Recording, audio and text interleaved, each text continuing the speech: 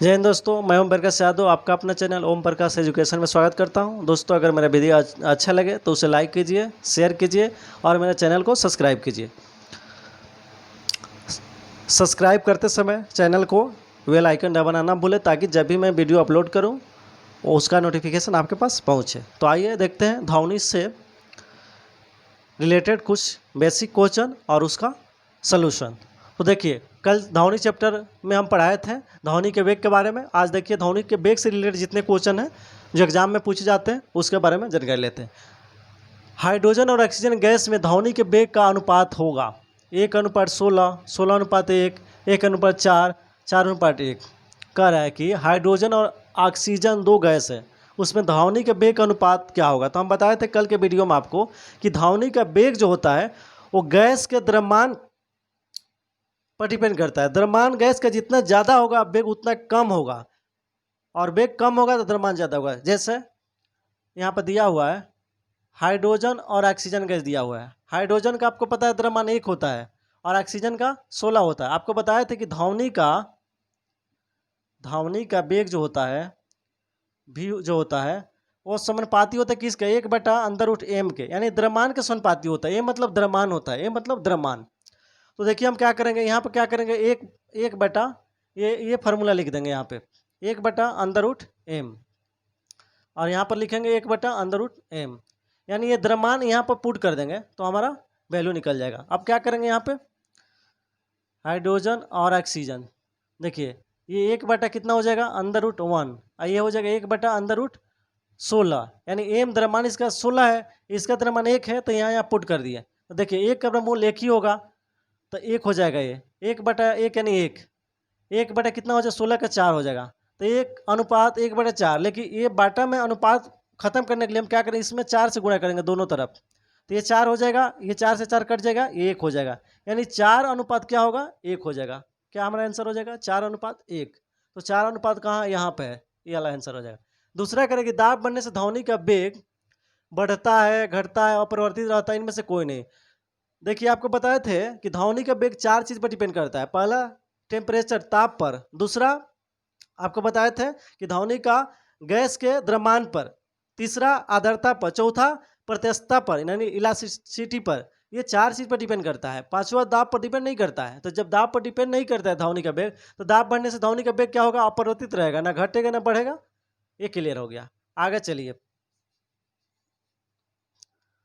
आगे तीसरा क्वेश्चन है कि हवा में धावनी का वेग 332 मीटर पर सेकेंड होता है। कौन सा टेम्परेचर पर होता है, कमरे के ताप पर होता है कि 0 डिग्री ताप पर होता है कि 100 डिग्री ताप पर होता है कि किसी भी ताप पर हो जाता है। जो धावनी का वेग 332 मीटर पर सेकेंड होता है, यानी एक सेकेंड में 332 मीटर जो धावनी का वेग जाता है, यानी धावनी एक सेकेंड में 332 मीटर धावनी मतलब यहाँ से वहाँ तक पहुँच जाती है, दूरी तय करती है। तो कह रहा है यहाँ पे कि कौन सा टेम्परेचर पे ये होता है, ये 4 दिया हुआ है। तो देखिए धावनी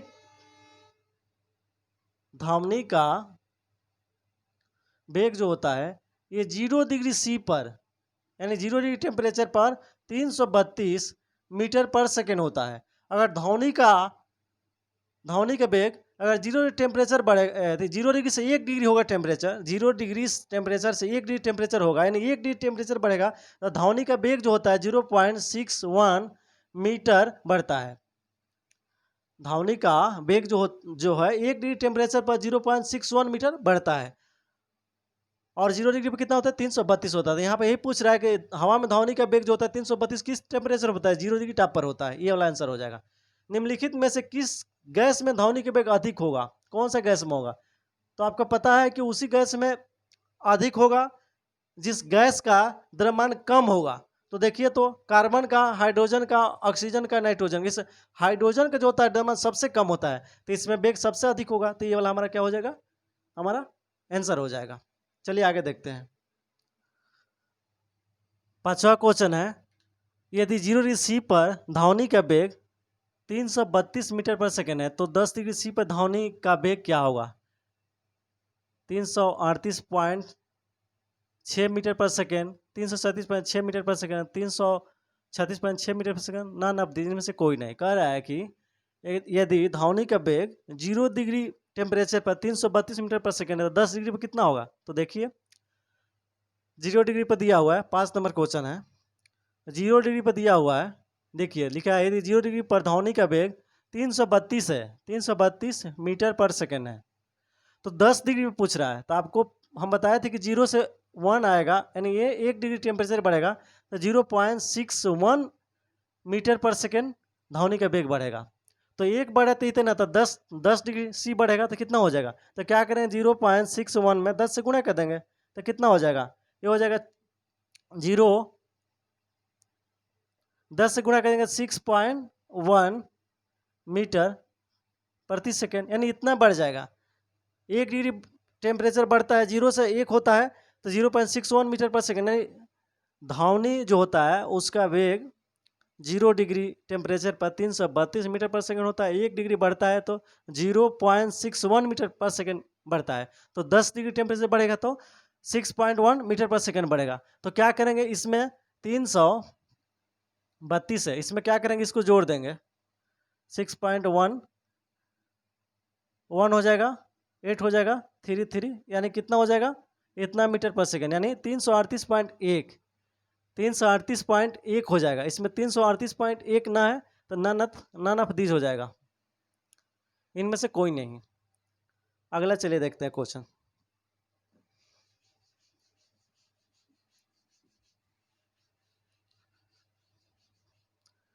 अगला 6 नंबर क्वेश्चन है, यदि 12 डिग्री सी पर ध्वनि का वेग 335 मीटर पर सेकेंड होता है, 18 डिग्री सी पर ध्वनि का वेग क्या होगा? 375.6 मीटर पर सेकेंड स्क्वायर, 378.6 मीटर पर सेकेंड हुआ, 389.6 मीटर, 338.6 मीटर प्रति सेकेंड स्क्वायर, मीटर प्रति सेकेंड के हिसाब से कितना होगा? तो चलिए देखते हैं 6 नंबर। कह रहे कि 12 डिग्री सी पर लिखा हुआ है ध्वनि का वेग 335 मीटर प्रति सेकेंड है, तो 18 डिग्री पर कितना होगा? 18 डिग्री सी पर, यही पूछ रहा है क्वेश्चन।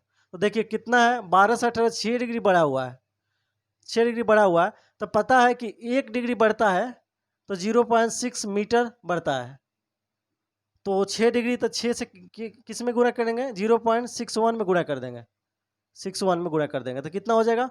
6 एकम 6, अच्छा जाएगा 36, यानी 6.6 मीटर पर सेकेंड इतना बढ़ेगा। तो कितना टेम्परेचर हो जाएगा? अभी क्या है, यानी 12 डिग्री पर 335 है, तो 18 डिग्री पर कितना हो जाएगा? ये जोड़ देंगे 3.66, इसमें ऐड कर देंगे तो 66833, यानी 338.66 हो जाएगा। 338.66 कहाँ है? ये वाला है, तो ये वाला हमारा आंसर हो जाएगा। इस तरह हम आराम से बना सकते हैं। आइए ध्वनि के हम वेग के बारे में पढ़ लिए थे पिछले वीडियो में। आज ध्वनि के कुछ गुण के बारे में पढ़ेंगे। ध्वनि के गुण, कि ध्वनि में क्या क्या गुण होता है उसके बारे में आज पढ़ेंगे। तो देखिए ध्वनि जो होता है इसमें क्या क्या होता है, इसमें देखिए प्रतिध्वनि होता है, जिसको बोलते हैं हम इको। ये क्या होता है? प्रतिध्वनि क्या होता है, जैसे हम एक ही आवाज़ जब हमको बार बार सुनाई देता है उसको हम प्रतिध्वनि कहते हैं। जैसे इसमें प्रतिध्वनि कैसे पैदा होता है, देखिए हम कोई आवाज़ को, मूल आवाज़ को 1/10 सेकेंड तक हम लोग का दिमाग जो है, कोई आवाज़ जो मूल आवाज़ होता है उसको हम बोलते हैं, तो हमारे दिमाग में 1/10 सेकेंड तक रहता है। उसके बाद अगर दूसरा कोई आवाज़ आए तो फिर वो प्रतिध्वनि के रूप में हमें सुनाई देगा। जैसे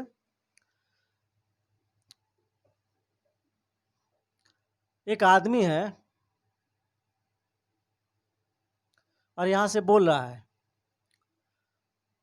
यहाँ पर कोई पहाड़ है, तो क्या होगा, यहाँ से इसका आवाज़ आएगा, जाकर टकराएगा, टकरा कर पुनः आएगा, फिर जाएगा, फिर टकराएगा, फिर आएगा, फिर टकराएगा, फिर आएगा। ये प्रक्रिया चलती रहेगी। ये कब होगा? जब ये व्यक्ति और ये जो वस्तु है पहाड़, इसके बीच कम से कम 17 मीटर की दूरी होना चाहिए, तब हमको प्रतिध्वनि सुनाई देगी, अन्यथा प्रतिध्वनि हमको नहीं सुनाई देगी। अगर हम किसी पहाड़ में जाते हैं, वहाँ बोलते हैं तो जाके आवाज पहाड़ से टकराता है, टकरा के पुनः आकर हमको सुनाई देता है। तो यहाँ से यहाँ जाने में 17 मिनट दूरी तय करने में उसको, देखिए ध्वनि के जो वेग होता है 332 होता है मीटर प्रति सेकेंड, इतना होता है 332। 1/10 सेकेंड तक हमारे दिमाग में कोई ध्वनि अगर बोला जाता है, वो मेरे दिमाग, आपके दिमाग में, चाहे हमारे दिमाग, किसी भी आदमी के दिमाग में 1/10 सेकेंड तक ही रहता है, उसके बाद वो खत्म हो जाता है। उसका प्रभाव 1/10 सेकेंड तक हमारे दिमाग में रहता है। यानी ध्वनि का प्रभाव जो होता है वो 1/10 सेकेंड, यानी सेकेंड का 10वां हिस्सा जो समय होता है, उतना समय तक ही मेरे, आपके और हमारे दिमाग में रहता है, उसके बाद नहीं रहता है। तो इससे क्या होगा, ये हो जाएगा 33.2 इतना मीटर। अब देखिए 33.2 यानी यहाँ से ध्वनि बोल रहा है तो जा रहा है और फिर टकरा के आ रहा है। तो देखिए ये हो जाएगा, इसको 2 से भाग करेंगे हम तो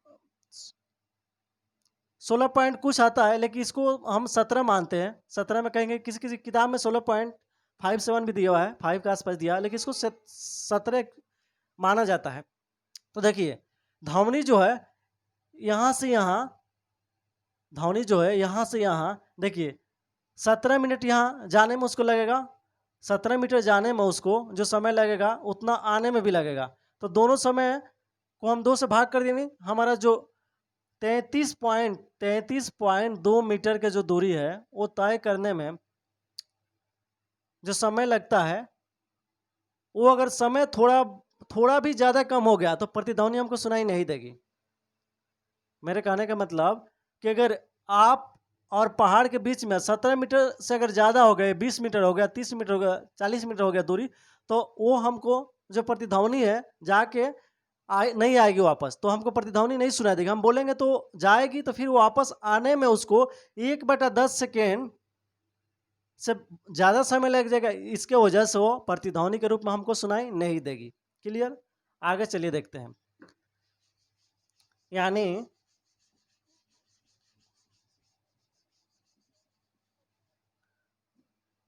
जब एक ही ध्वनि बार बार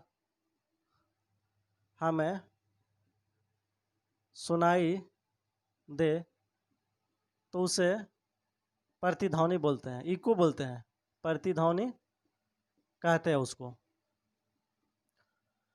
प्रतिध्वनि यहाँ पर लिख लीजिए, प्रतिध्वनि सुनने के लिए, यानी आपका आवाज जाके वापस आए, प्रतिध्वनि सुनने के लिए 17 मीटर की दूरी जो है वो जरूरी है। उससे कम ज़्यादा होगा तो प्रतिध्वनि नहीं सुनाई देगी। दूसरा है इसका गुण तीव्रता। ध्वनि की तीव्रता जो होता है, इंटेंसिटी जो होता है, ये क्या होता है? ध्वनि की तीव्रता मतलब होता है ध्वनि का तेज। देखते हैं कभी कभी ध्वनि बहुत तेज सुनाई देती है और कभी धीमे सुनाई देती है, उसी गुण को ध्वनि की तीव्रता कहते हैं। ध्वनि का तेज या धीमा सुनाई देना ध्वनि की तीव्रता कहलाता है। क्या कहलाता है? तीव्रता कहलाता है। यानी ध्वनि कितना तेज सुनाई दे रही है और कितना स्लो सुनाई दे रहे हैं, ये ध्वनि का जो गुण है, इसको हम इसकी तीव्रता कहते हैं। देखिए आदमी जो है आम बातचीत, आदमी जो आपस में आम बातचीत करता है वो 40 से 60 डेसिबल के बीच बात करता है। अगर 60 से ज़्यादा हो गया तो वो ध्वनि प्रदूषण कहलाता है। हम से आप आपस में बात करते हैं तो ध्वनि की जो तीव्रता होती है वो 40 से 60 के बीच में होती है। और 60 से ज़्यादा अगर कस के हम शोर करें तो ध्वनि प्रदूषण कहलाएगा, ध्वनि का प्रदूषण वो करेगा। आगे चलिए और देखते हैं। तीसरा गुण है तरत्व, जिसको बोलते हैं अंग्रेजी में पिच। ये पिच क्या होता है आपको बताएं। तीव्रता में जो होता है इसमें ध्वनि तेज या धीमी सुनाई देती है, इस गुण को हम तीव्रता करते हैं। लेकिन तरत्व में क्या होता है, ध्वनि जो है, ध्वनि का मोटा या पतला